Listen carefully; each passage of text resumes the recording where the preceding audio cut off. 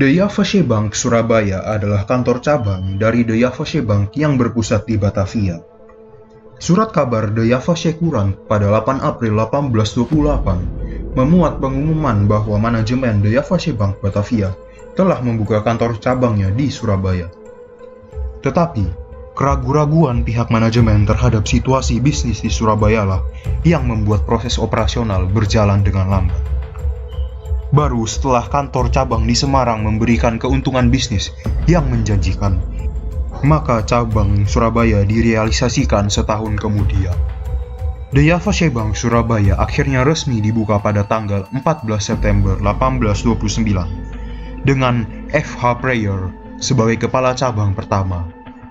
Selain itu, yang duduk dalam Dewan Komisaris pertama adalah A.H. Buckler, Y.A. Bank, dan Y.D. Loth.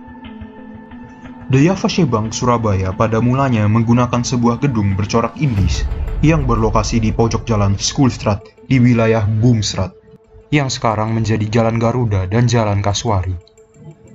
Sekitar tahun 1860, gedung lama tersebut dibongkar dan kemudian dibangunlah gedung baru yang dianggap lebih efisien.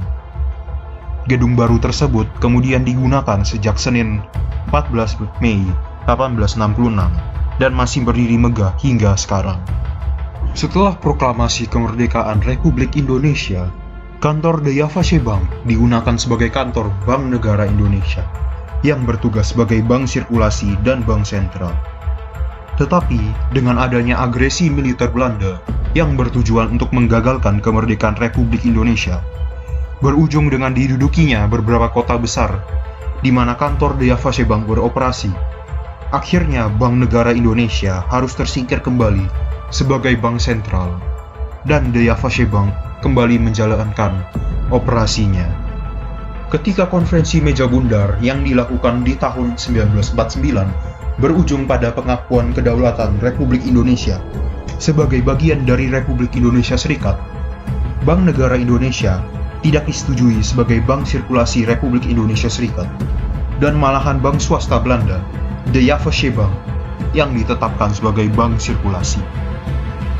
Pada tanggal 17 Agustus 1950, Republik Indonesia Serikat bubar dan kembali kepada bentuk Negara Kesatuan Republik Indonesia. Adanya bank sentral dan bank sirkulasi yang bersifat swasta, kepunyaan asing, dianggap bertentangan dengan posisi Republik Indonesia sebagai negara merdeka yang berdaulat. Karena itu, pada tahun 1951, pemerintah memutuskan untuk menasionalisasi The Javasche Bank. Namanya pun berubah menjadi Bank Indonesia yang nantinya berfungsi sebagai bank sentral di Indonesia. Proses nasionalisasi ternyata tidak berjalan dengan mulus. Pada tahun 1950, The Javasche Bank Surabaya dirampok oleh beberapa orang misterius. Kerugian akibat perampokan tersebut mencapai jutaan rupiah. Jumlah yang sangat besar pada zaman itu dan berpotensi mengganggu perekonomian nasional. Lembaga intelijen Belanda dan Amerika Serikat diduga terlibat dalam aksi perampokan ini. Setelah diselidiki, diketahui bahwa ternyata perampokan The Javasche Bank Surabaya dilakukan dan dipimpin oleh seorang Belanda berusia 26 tahun bernama Werner Frips. Dalam perkembangannya, terkuak sebuah fakta bahwa Frips ternyata juga menjadi agen CIA. Fakta ini diketahui setelah kematiannya yang misterius dan didukung dengan dikeluarkannya dokumen dari Kementerian Luar Negeri Belanda yang menyatakan bahwa Frips adalah mantan agen CIA. Pada saat perampokan, Frips dibantu oleh beberapa rekannya yang bekerja secara profesional. Mereka adalah Arthur Ellinger, Frank Sistar, seorang Amerika Serikat sekaligus agen CIA di Jakarta, Van Harn, seorang Belanda, Paul Spice, Direktur The Javasche Bank Jakarta yang sekaligus bekerja sebagai agen CIA, serta seorang Belanda yang tidak diketahui namanya yang bekerja di galangan kapal angkatan laut di Surabaya. Setelah 3 bulan mempersiapkan perencanaan perampokan secara teliti, hari untuk beraksi akhirnya tiba juga. Rabu pagi, 20 Desember 1950. Sekitar pukul 9 pagi, 5 orang perampok itu minum kopi susu dan sarapan di sebuah rumah makan yang terletak tidak jauh dari gedung The Javasche Bank Surabaya. Mereka sarapan sembari menunggu pintu Klaus dibuka pada pukul 9:40. Beberapa menit sebelum jam pintu Klaus dibuka, kelima perampok dengan tenang membayar sarapan, lalu mulailah menjalankan aksinya. Pukul 9:40, pintu Klaus yang berada di basement gedung dibuka. Untuk menuju pintu Klaus tersebut, siapapun harus menuruni tangga. Tetapi, sebelum menuruni tangga, ada dua pintu yang harus dibuka terlebih dahulu. Sesuai protokol, bila pintu Klaus dibuka, maka kedua pintu tersebut harus ditutup terlebih dahulu. Tetapi, pada pagi itu, semua pintu ternyata terbuka. Lalu, sebuah jeep berwarna sawo matang tampaklah tiba di depan gedung di Yavasebang, Surabaya. Kedua orang keluar dari jeep. Seorang Belanda totok masuk ke gedung, diikuti oleh seorang Indo-Belanda. Sementara itu, ada dua orang Indonesia berjaga di luar gedung. Sedangkan Arthur Ellinger sedang berjaga di sebuah kedai yang berjarak beberapa meter dari gedung untuk menunggu perintah lebih lanjut. Ia akan bertugas membawa jerigen berisi uang hasil rampokan. Dua orang perampok masuk melalui pintu samping yang biasa digunakan untuk para pegawai di Yavasebang, Surabaya, yang langsung mengarah ke basement. Phillips memasuki bank dengan membawa pistol di tangannya. Para saksi menyatakan bahwa mereka tidak berani bergerak melakukan apapun, sehingga menyaksikan dengan jelas Phillips begitu tenang menjalankan aksinya. Hanya pembantunya yang terlihat tampak gugup. Mereka menuju ke Klaus di Yavasebang. Sesampainya di brankas, mereka mengambil sejumlah uang yang disimpan di sana. Mereka membatasi diri mereka untuk hanya mengambil uang kertas 500 dan 1.000 rupiah saja untuk mempersingkat waktu. Total uang yang mereka bawa sebanyak 3.800.000 gulden atau setara dengan 500.000 US dollar atau 8 miliar rupiah.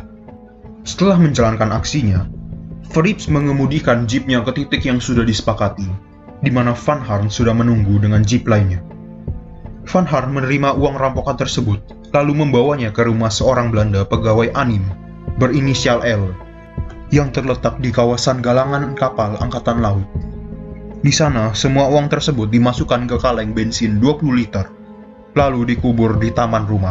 Sedangkan, Phillips pada sore harinya telah menuju lapangan terbang Monokrembangan, Surabaya, untuk naik pesawat menuju ke Jakarta. Di Jakarta, ia mengajukan visa untuk pergi ke Mesir dan Inggris. Menurut rencana mereka, 2 hari setelah perampokan, Arthur Ellinger akan datang untuk mengambil uang rampokan tersebut.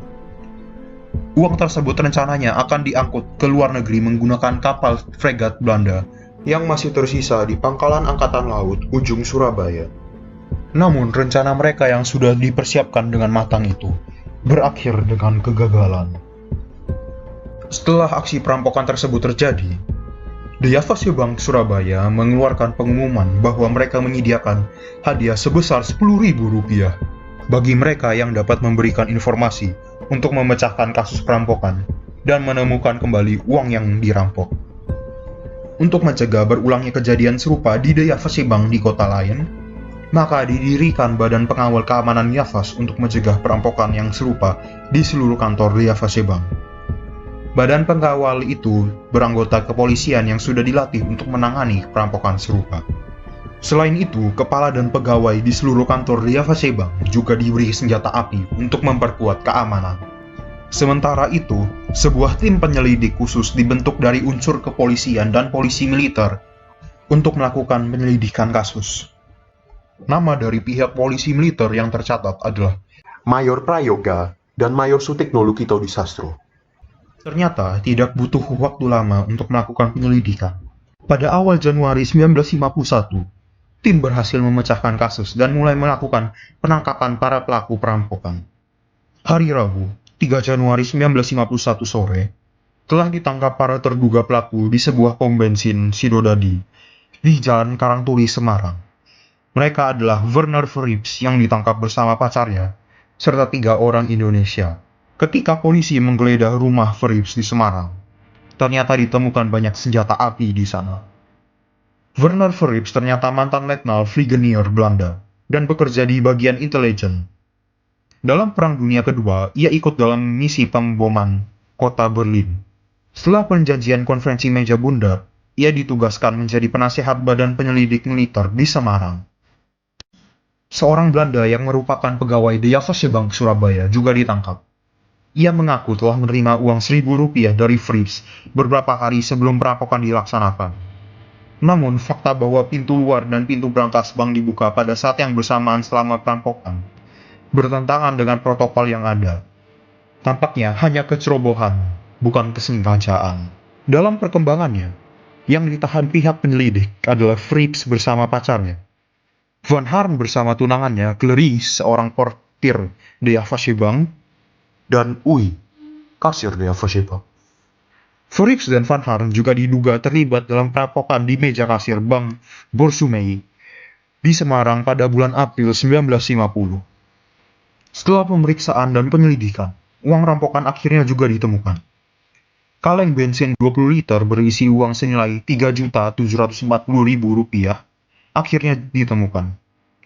Ada dugaan bahwa keterlibatan Frips menembus brankas The Javasche Bank Surabaya tak terlepas dari bantuan Paul Spice, yang pada saat itu juga menjabat sebagai Direktur The Javasche Bank Jakarta. Ia diduga menjadi agen CIA juga. Setelah bukti dan kesaksian dinyatakan dengan lengkap, maka proses pengadilan pun dilakukan. Kamis, 2 Oktober 1952. Dibacakan vonis pengadilan tersebut terhadap Frips. Frips dijatuhi hukuman penjara selama 6 tahun. Dalam sidang lainnya, Van Harn dipenjara selama 4 tahun. Pada tahun 1953, Ellinger ditangkap atas tuduhan kepemilikan senjata api. Ia divonis penjara 18 tahun, tetapi hanya menjalani hukumannya sampai tahun 1956. Karena dibebaskan setelah berhasil menyuap oknum pejabat terkait. Paul Spice kemudian meninggal saat menjalankan misi intelijennya sebagai agen CIA di Vietnam. Werner Frips, pemimpin perampokan The Javasche Bank yang lahir di Nijmegen, Belanda pada 7 Juli 1926 itu ternyata secara misterius melenggang bebas kembali pulang ke negaranya. Tim penyelidik memang menemukan data bahwa Frips memiliki kedekatan dengan pejabat-pejabat militer di Jakarta. Di Belanda, ia kemudian menjadi profesor sekaligus menjalankan tugasnya sebagai agen CIA. Ia bergabung dalam tim pelobi Belanda pimpinan Paul Ruygens dalam sengketa Irian Barat yang digagas oleh Pangeran Bernhard. Karena bekerja di tim tersebut, ia kemudian mendapatkan banyak uang untuk membeli sebuah bungalow di Haus de Heide Zeist-Utrecht. Selama di Belanda, ia dianggap terlalu banyak tahu dan terlalu banyak berbicara mengenai operasi-operasi yang akan dilakukan oleh CIA. Pada Oktober 1964, Kolonel Sutikno, perwira yang pernah menangkapnya, berusaha melakukan kontak dengannya melalui seorang wartawan bernama William Oltmans yang juga mengenal Frips. Ia mengatakan bahwa Majen S. Parman, asisten intelijen Kepala Staf Angkatan Darat ABRI, ternyata telah mengenal Frips sejak tinggal di Indonesia. Demikian pula dengan Brigjen D.I. Panjaitan, asisten logistik Kepala Staf Angkatan Darat, sudah mengenal Frips sejak bertugas di Bonn sebagai attaché militer tahun 1960 sampai 1962. Setelah berbicara dengan Oltmans, S. Parman sempat menelpon Frips untuk bertemu di Belanda atau di London, Inggris. Tetapi, beberapa minggu kemudian, Frips malah menelpon Oltmans dan memarahinya karena telah memberikan nomor teleponnya kepada S. Parman. Ia juga mengatakan bahwa jiwanya sedang terancam. 4 Desember 1964, Frips ditemukan tewas dalam sebuah kecelakaan mobil di jalan raya. 30 September 1965, sahabat Frips, Majen S. Parman, terbunuh oleh sebuah gerakan yang mengaku bernama Gerakan 30 September di Jakarta. Apakah ada kaitan antara perampokan The Javasche Bank, kematian Werner Frips, serta kematian Majen S. Parman dan Brigjen D.I. Panjaitan? Sebuah pertanyaan yang masih sulit dijawab.